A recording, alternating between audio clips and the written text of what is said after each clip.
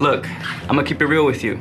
The one thing that has kept you in the place where you are right now has been your ability to manage whatever life throws at you. I mean, think about it. What's been the least common denominator in all of your situations? You're right. That's you. Oftentimes we look at life and we like to blame outside circumstances for how things went. We somehow ended up in the place we are now, and we hate it. Not only that, but we don't even like ourselves. We can't look ourselves in the mirror and just feel connected to that person. If anything, we want to push that person as far away as possible, and we end up doing so. Do you want to know what one of my biggest struggles was? It was knowing myself and being myself. Who was I in the face of everything?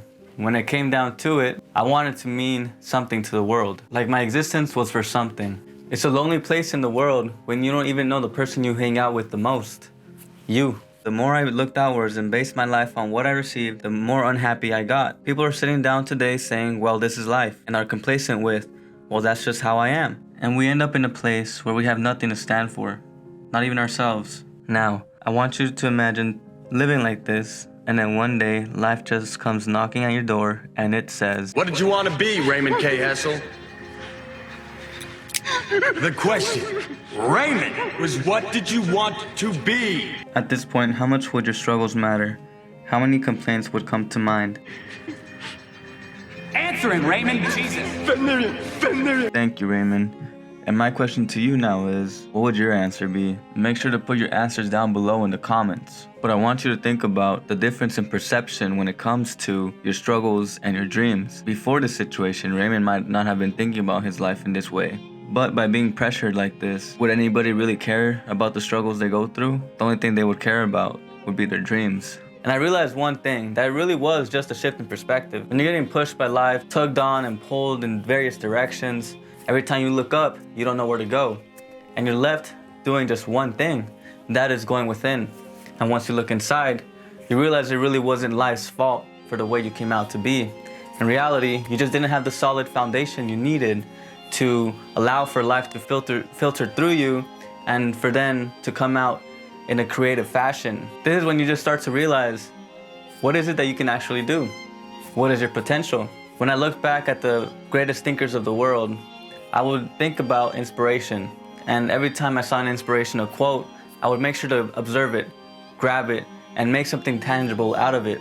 Because inspiration holds truth within it. So the more I did this, the more I realized that there was a way to go about living life that served even the people from centuries ago. And philosophers back then were different. They were actually tapped into something deeper. Seneca was a great example of this. He himself quoted, "We become wiser by adversity. Prosperity destroys our appreciation of the right." Here I was complaining about life, but the greatest thinkers saw the struggle and accepted it. In fact, they loved it. With every challenge that came up, they were able to learn something deeper about life. With every struggle, there was more meaning to add to life. This is when I realized that life is really more of a dance. You actually have a choice to partake in it. You can actually direct the flow of your life. And another important thing that I recognized here was that the struggle expanded me with the more meaning I put behind it. Meaning was everything. I understood this at a deep level, and I wanted to see how far I could stretch this concept. If life was not just what I had previously thought, then I also must not be what I think. In fact, I am greater than my thoughts, since my thoughts come through me. And so a great conviction was born within me. A conviction expressed by Socrates himself, who believed the unexamined life to not be worth living. A conviction known as know thyself. But what was the way to myself? Only I held the key to unlocking who I was. No matter how much I wanted to look outside towards people for the answers, they don't have the key. Only I did. So I had to go within, and I had to learn to listen to myself. So naturally, I took on meditation. And as I meditated, I expanded. Now obviously it didn't happen all at once, but as time passed by, my reactions were a lot more controlled. My observations were a lot clearer, and my self-understanding a lot deeper. That's when I realized that meditation was the key to self-mastery. If you want to know yourself, meditation is a skill that you must develop, just like you develop the skill of working out. I want to talk about an aspect of meditation that is often overlooked. Meditation is not just about relaxation. I want to present to you a new perspective that will shift the way you see your life and the way you see your meditation practice. Let us consider meditation as a skill. I like to define meditation as any activity that reinforces the expansion of your inner space. Meditation gives me freedom of choice. That is due to the fact that it separates my reactions from any stimulus that occurs. Now, let's take it one step further. When it comes to life, the biggest obstacle is actually oneself. So the more we get to know ourselves, the closer we come to mastery. Meditation allows you to open up to the struggles of life, regardless of the fears behind it.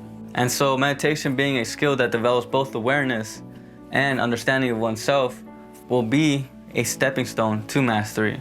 And it's something that you can implement at any second. If we stopped looking at meditation as just this thing that we do to relax and see it as a skill, our whole life will become a meditation. Not only this, but I have found that adopting this mindset has allowed me to look at every struggle, every pleasure, and every second as an opportunity for the expansion of my inner being. When it comes to self-mastery, I want you to ask yourself, what skill could be more important than one that both enhances your awareness of self and your understanding of self, and not only that, your clarity of self? So meditate. If you guys like this video, make sure to click down right here so I can tell you how I use this mindset to enhance my relationships.